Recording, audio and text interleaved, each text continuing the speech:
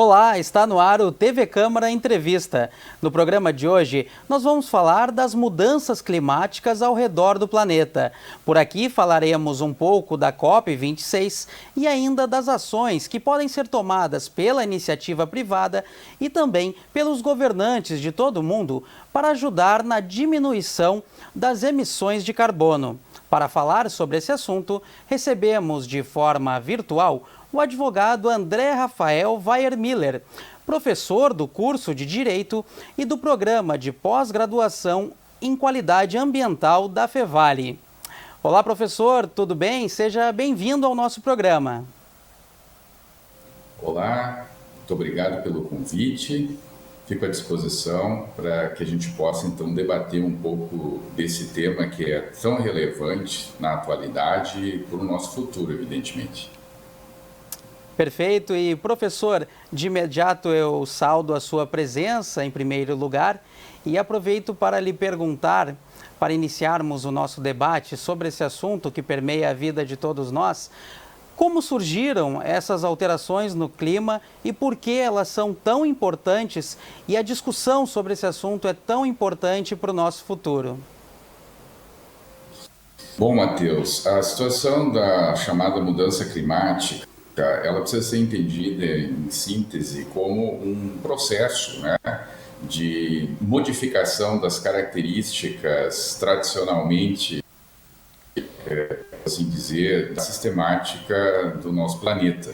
Então existem três questões, assim, ou três termos que são utilizados com bastante frequência, né, que são o efeito estufa, o aquecimento global e as mudanças climáticas. Em termos assim naturais, a gente observa que para que a humanidade na Terra foi essencial que surgisse em determinado momento de evolução do nosso planeta o chamado efeito estufa, que significa então uma espécie de controle de temperatura ideal que viabilizou a existência da Terra. Esse efeito estufa, que é completamente normal, né, ele se dá sobretudo no aquecimento que o Sol, os raios solares, né, exercem sobre a nossa atmosfera. E dentro dessa dinâmica natural, se observa já há algum tempo de que há uma alteração nesse processo, fazendo com que as temperaturas médias do planeta fiquem um pouco mais elevadas com o passar do tempo. Isso seria, então, o que comumente se fala como aquecimento global. Esse aquecimento global, que é o grande objetivo hoje dessas reuniões, né, e tentativas internacionais que são capitaneadas pela ONU, que é de reduzir esse processo de aquecimento, ele pode levar, e a ciência já comprova isso, a um processo de mudanças climáticas, que não são necessariamente de aumentar as temperaturas em todos os lugares. Essa questão de aumentar a temperatura em determinada região do globo pode ter efeitos muito distintos. Em algum lugar isso pode não fazer grande diferença, mas em outros pode mudar, por exemplo, o regime de chuvas, e isso pode afetar diretamente a economia, que por sua vez afeta a sociedade. Então, esse problema que hoje podemos então dizer como de mudanças climáticas, ele vem já de um processo cumulativo de consequências do desenvolvimento, né? Que começou sobretudo com a era da Revolução Industrial, onde ali a gente começou a consumir grandes quantidades de combustível fóssil a fim de dar substrato ao desenvolvimento econômico que naquela época, né, começou baseado principalmente na queima do carvão, né? E com o passar do tempo, então, se evoluiu para a utilização dos motores com combustão interna, onde então o petróleo ainda se agregou, né, como fonte de energia, somado ao carvão, causou uma grande explosão, né, na quantidade de gases chamados de efeito estufa, onde a gente pode destacar o dióxido de carbono como o grande vilão na atualidade, que então esse gás, com outros, como por exemplo o metano, quando é produzido em quantidade muito grande, como está sendo hoje já há bastante tempo, ele interfere diretamente naquele mecanismo natural de efeito estufa, causando um aquecimento global e, consequentemente, mudanças climáticas. E professor, é possível explicar do que se trata esse dióxido de carbono e os efeitos maléficos, nocivos à saúde de toda a população ao redor do planeta? É que a queima desses materiais fossilizados, né, ele desprende o chamado dióxido de carbono, que é um tipo de gás específico que, não apenas ele, né, mas outros gases que também estão numa lista e que são, vamos dizer assim, considerados pela ciência como nocivos, esses gases têm um efeito de fazer uma espécie de barreira na nossa alta atmosfera, dificultando a saída das emissões de raios ultravioleta, principalmente, né, que entram na nossa atmosfera, infravermelhos também, enfim, que faz com que esse processo de aquecimento normal da Terra por meio da incidência do Sol dentro da nossa atmosfera fique desregulado. Então, é como se estivéssemos colocando algum tipo de cobertura na nossa atmosfera que impede que essa radiação, né, volte para fora, vamos dizer assim, da nossa atmosfera. Então, existe uma incidência maior desses raios agindo dentro da atmosfera e fazendo com isso, então, um processo de aquecimento. E isso, então, além do dióxido de carbono ser, especificamente falando dele, né, porque é o principal, se calcula que mais de 70% dos gases de efeito estufa seja o dióxido de carbono, esse gás também, evidentemente, causa problemas sérios para a saúde humana em virtude da poluição do ar, né, que é percebida por nós quando estamos numa cidade, enfim, numa metrópole onde existem muitos veículos funcionando ao mesmo tempo, né? E contando ainda que uma boa parte do mundo hoje ainda se utiliza de carvão para movimentar usinas de produção de energia, então a gente tem aí já mais um acréscimo nesse processo, né? Então ele é nocivo tanto para uma abordagem assim de qualidade do ar, né, que é uma coisa mais assim imediata, como também é um gás que tem um efeito cumulativo, né? Se estima que ele tem assim uma vida útil, no sentido negativo, né, de em torno de um século. Então, isso significa que as consequências que nós estamos verificando hoje, por o acúmulo desse dióxido de carbono, ele é, vamos dizer, uma espécie de herança do início do século passado. E professor, além da qualidade do ar, que é notável em todas as grandes cidades, nas metrópoles, quais outros fenômenos aparentes essas mudanças climáticas têm provocado? Como o público em geral, a grande massa da população, consegue notar essas mudanças na própria vida, no dia a dia, na sua rotina? Olha, os cientistas que participam desse grande conjunto, né, de especialistas que analisam essa dinâmica do clima, a gente encontra isso na literatura especializada, eles indicam que há uma relação bastante importante entre o aumento do nível desses gases, sobretudo dióxido de carbono, e um aumento também gradativo das médias de temperatura.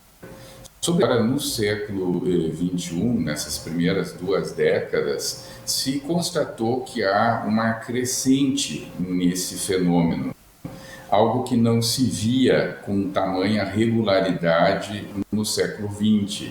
Então, esse processo de aquecimento, vamos chamar assim, né, ele é percebido em alguns lugares do mundo com uma sensação térmica, evidentemente, maior. Mas isso também é bastante relativo, porque às vezes existem outros fatores que também influenciam nessa situação de verões, mas que existem também outros processos, evidentemente. Porém, o que se pode perceber de uma maneira um pouco mais clara, se observa que essas regiões estão tendo problemas, tá? Determinadas culturas agrícolas. Né? Também se percebe mudanças bastante importantes no regime de chuvas em muitos lugares. Para o Brasil, que é um país muito grande, que tem o agronegócio bastante expressivo, essa dependência que nós temos em relação ao clima, ela nos coloca numa situação de risco, na medida em que qualquer tipo de alteração um pouco mais profunda nesse sistema hídrico pode nos atingir em cheio. Então, e já em outras situações que a gente pode observar, é o próprio degelo muito acentuado, sobretudo no Ártico, né? Então, em suma, é possível dizer que a percepção das mudanças climáticas se dá de formas bastante distintas em termos globais, né? E essas formas de se verificar que isso está acontecendo devem ser com mais ênfase levadas em consideração as avaliações científicas que são feitas, por exemplo, do degelo, do regime de chuvas e assim por diante. Mas o que se pode dizer é que sim, se tem um processo bastante diferente, né? Que a princípio não se tem registro na história natural da velocidade com que esse processo está acontecendo nos últimos anos. Professor, o senhor falou na crise hídrica vivida aqui no país e também no setor do agronegócio, que utiliza bastante água, por óbvio. Então, em cima disso e também aproveitando o seu conhecimento e a sua experiência literária sobre esse tema também, sobre a utilização da água, eu queria fazer uma questão para o senhor, que é essa questão que permeia esse tema é o uso consciente da água e a preservação dos ecossistemas, né? Então, qual a relação dos cuidados com a água, a temperatura do planeta e as mudanças climáticas? É uma questão bastante interessante, Matheus, e que a gente até tem uma certa dificuldade de se fazer uma síntese devido ao fato de que existem inúmeros fatores e que fazem essa interligação dessas questões que tu colocou. Sem dúvida nenhuma, quando a gente fala de mudança climática, nós precisamos necessariamente falar também de acesso e disponibilidade de água, porque é um dos grandes problemas para a humanidade hoje, essa situação de ter acesso à água que possa ser utilizada pela população. Alguns dizem, bom, o planeta Terra é composto por a sua maioria da superfície da Terra, né, por água. Ok, mas existem grandes dificuldades e, sobretudo, se precisa muito investimento para conseguir suprir a população com água que fosse, então, vamos dizer assim, modificada a partir da água dos oceanos. Então, enquanto que não se tem ainda essa possibilidade em larga escala, nós temos sim um problema de dificuldade de acesso à água em muitos países do mundo, inclusive hoje no Brasil, está se vivendo um período, e já não é a primeira vez que isso acontece, em que o regime de chuvas não favorece a região que, vamos dizer assim, é mais sensível, por exemplo, para a produção de energia elétrica. E sem energia elétrica não se pode falar em desenvolvimento e também não se pode falar em agricultura segura sem o suprimento adequado de água. Então, o consumo consciente da água é uma das questões também fundamentais, mesmo para sociedades como a nossa brasileira, que em geral é acostumada, vamos dizer assim, historicamente, com aquela ideia, que hoje a gente vê que não é bem assim, né, de que nós somos o lugar do mundo que mais tem água e que a água não é um problema para o Brasil comparado com outros lugares, e que, enfim, que não precisa haver tanto cuidado devido às nossas reservas. Isso não é uma verdade, porque nós temos um país muito grande, com características geológicas e climáticas muito diferentes, e que, enquanto um estado pode até estar vivendo uma época, talvez assim, né, de enchentes, o outro vai passar por um longo período de estiagem. Então, o acesso à água, né, potável é um dos grandes desafios do presente e do futuro, e eu tenho bastante interesse nesse assunto, sim, como tu referiu. A minha tese de doutorado foi feita justamente sobre essa questão da valorização econômica da água dentro dos processos produtivos. Eu, particularmente, defendo, em síntese, que para se fazer uma gestão adequada de todos, da maioria, pelo menos, dos problemas ambientais, sobretudo da água, é necessário, sim, se atribuir um valor econômico para a água, assim como já está previsto, inclusive, na Política Nacional dos Recursos Hídricos já há muitos anos, mas que o Brasil não conseguiu implementar de forma satisfatória. Então, sim, a consciência, a educação ambiental, no que se refere à utilização consciente da água, é fundamental. Porém, além disso, não basta só isso, né? Valorizar a água como um bem que tem valor econômico e que assim precisa ser remunerado em benefício dos próprios recursos hídricos, me parece que é essencial. E, professor, além desse tema da valorização da água, o senhor anteriormente também citou a utilização do carvão. E justamente nas últimas semanas, onde tivemos a COP26, os olhares voltados para a COP26, essa conferência organizada pela ONU para tratar das mudanças climáticas ao redor do planeta, uma das metas colocadas pelos participantes é o fim da queima de carvão como alimentação para sistemas de abastecimento. Por que é tão importante essa questão e quais as consequências do uso exagerado do carvão? Olha, Matheus, como eu disse, o carvão já está sendo utilizado como fonte energética há muito tempo, né? Sobretudo com o advento da Revolução Industrial, e durante muito tempo não havia preocupação quanto às consequências. Evidentemente que haviam consequências muito mais pontuais, né, em relação à utilização excessiva de carvão. O próprio Londres, né, também já teve problemas com isso, gente, e tal, mas essa situação do carvão hoje é a grande questão, porque países que têm um alto nível de desenvolvimento, de crescimento, a exemplo da China, ainda se utiliza em larga medida do carvão nas suas usinas para produzir energia elétrica. E isso é, sem dúvida, o grande desafio, conseguir fazer uma mudança radical na matriz energética de países, sobretudo os países desenvolvidos, que são aqueles que contribuem com a maior quantidade de gases de efeito estufa nos seus processos industriais e nos processos de produção de energia. Então, me parece que, dentro dessa perspectiva hoje, da COP26, de se conseguir fazer um progresso realmente consistente na substituição gradativa dos combustíveis fósseis, é um desafio que me parece que dificilmente vai ser alcançado como se está planejando, como se está hoje colocando como meta.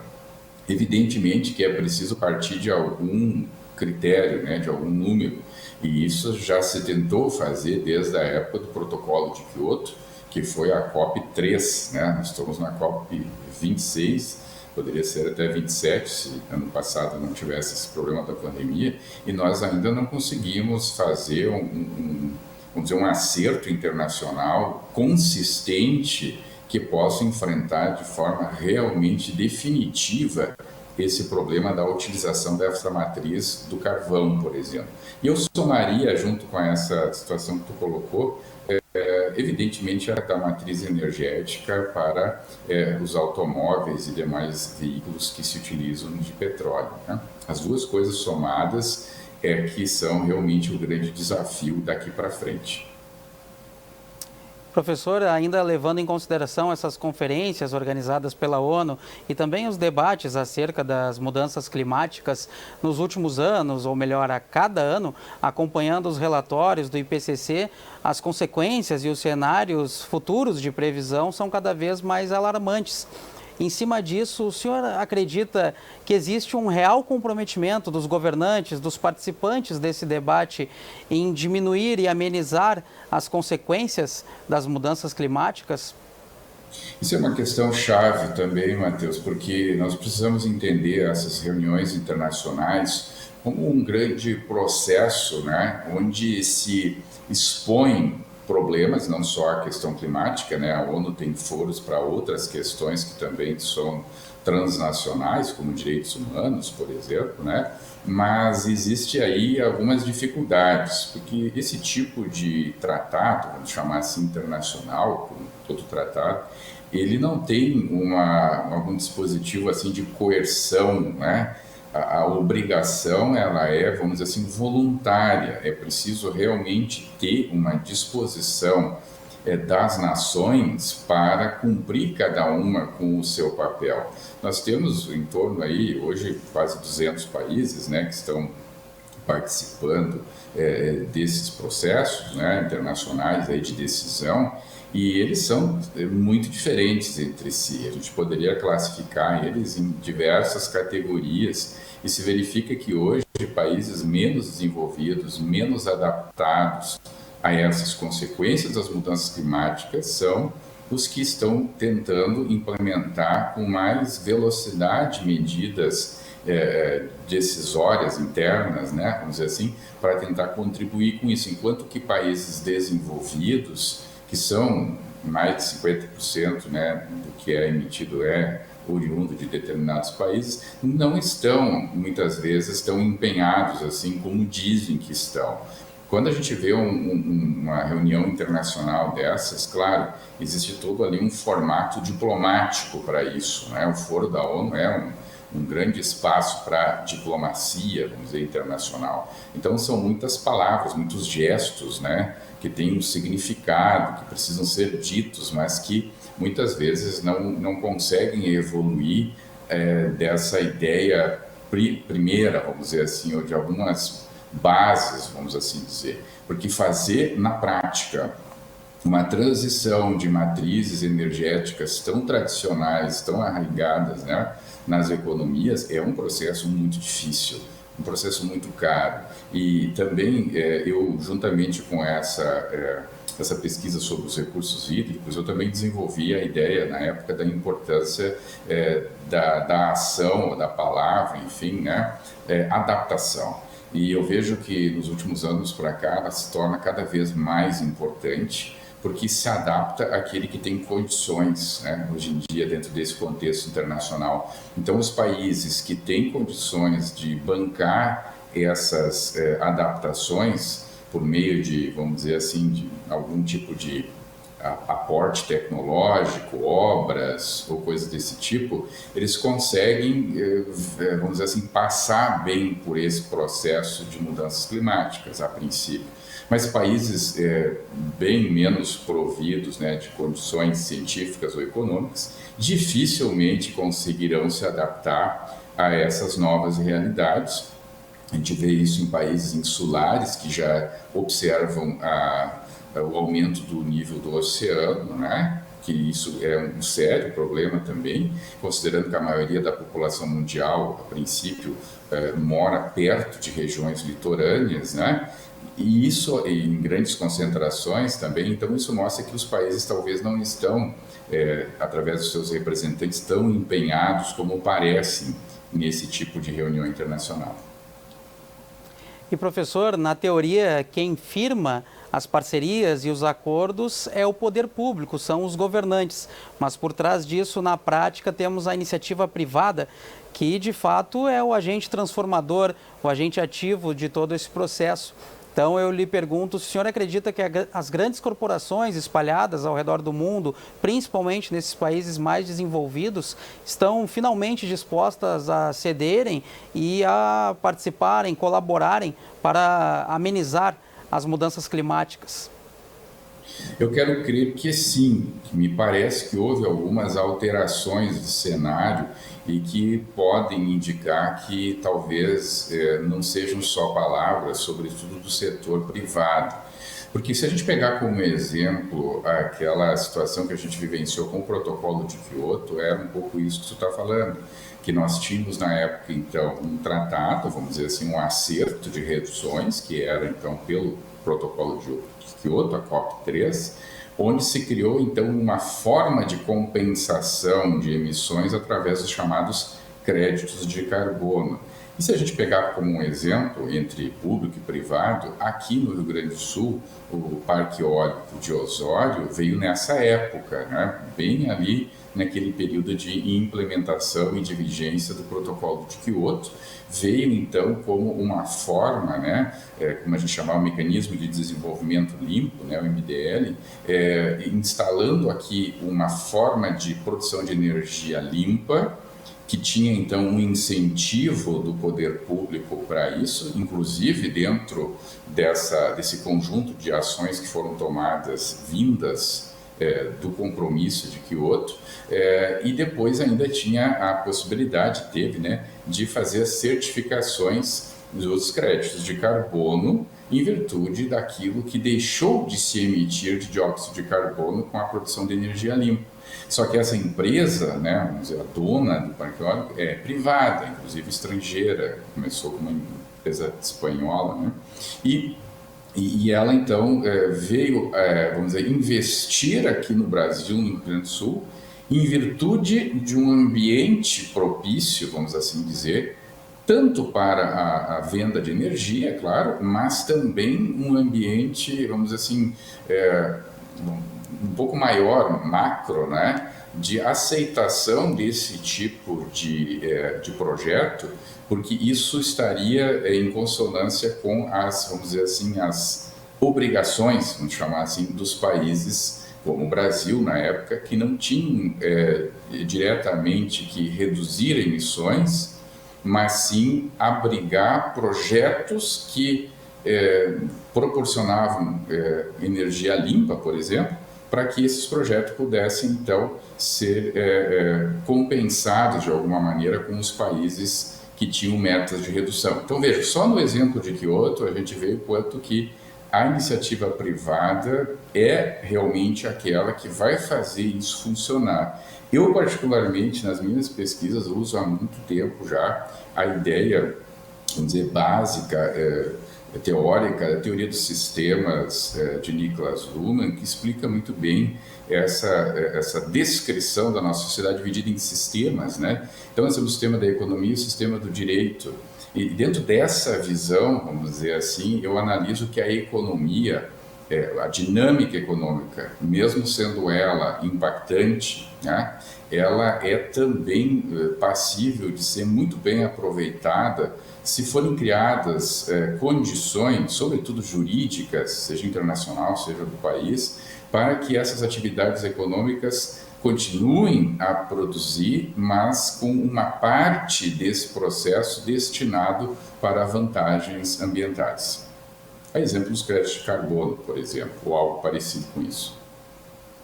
E, professor, ainda falando de verbas e de números, na COP26, as nações envolvidas na conferência anunciaram que pretendem investir cerca de 100 bilhões de dólares ao ano para ajudar a amenizar a crise climática no mundo.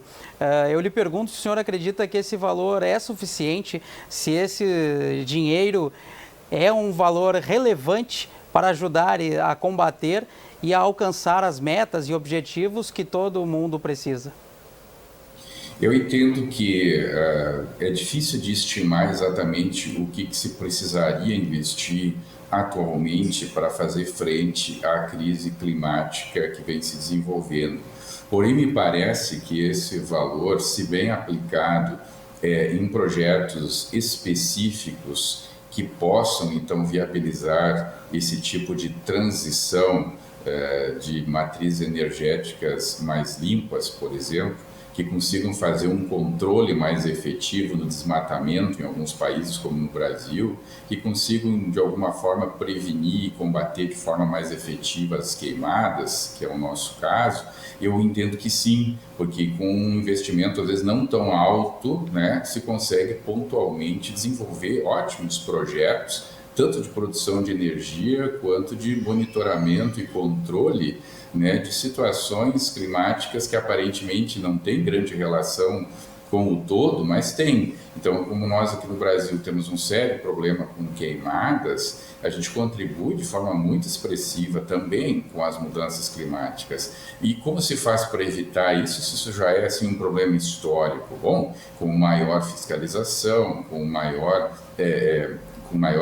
cuidado com o monitoramento dessas situações. Enfim, existem várias formas de se fazer isso que podem ser financiadas com dinheiro. Então, claro, precisa ter um investimento muito grande nisso. Eu acredito particularmente que é necessário, a única via, no meu entendimento, para se conseguir um encaminhamento positivo desse problema climático é através de investimentos.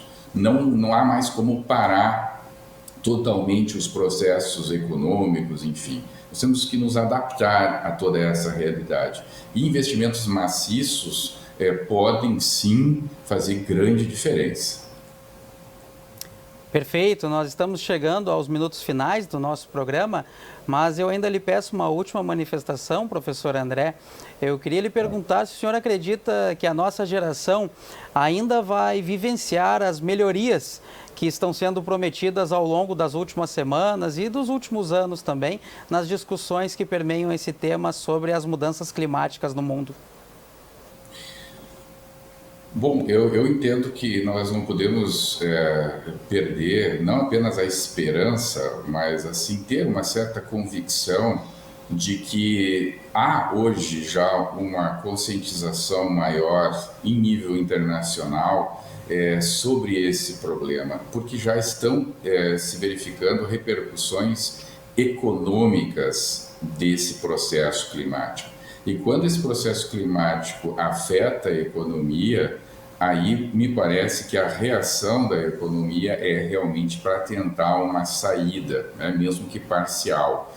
Então, eu acredito que sim, essas metas que foram fixadas desde o Acordo de Paris para 2030, que é muito perto, elas não vão ser cumpridas, vão ser muito parciais, com certeza.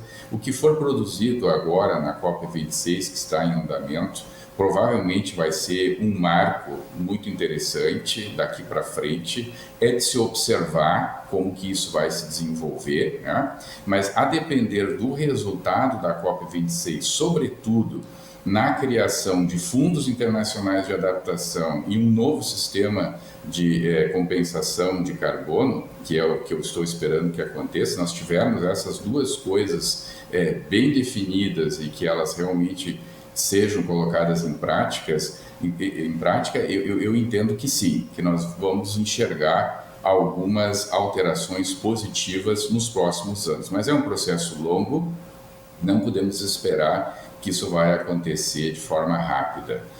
E infelizmente estamos vivendo realmente um risco muito grande em relação a todo esse processo. Mas temos que acreditar, temos que confiar de que essas ações serão realmente efetivas. Exatamente isso, vamos acreditar, confiar e continuar debatendo sobre esse tema. Então, com isso, nós vamos nos despedindo da nossa audiência. Eu agradeço ao nosso especial convidado, o advogado André Rafael Weiermiller, que também é professor do curso de Direito e do programa de pós-graduação em Qualidade Ambiental da Fevale. O TV Câmara Entrevista de hoje fica por aqui. Para acompanhar mais detalhes da nossa programação, fique de olho nas nossas redes sociais. Obrigado pela sua companhia. Até a próxima edição.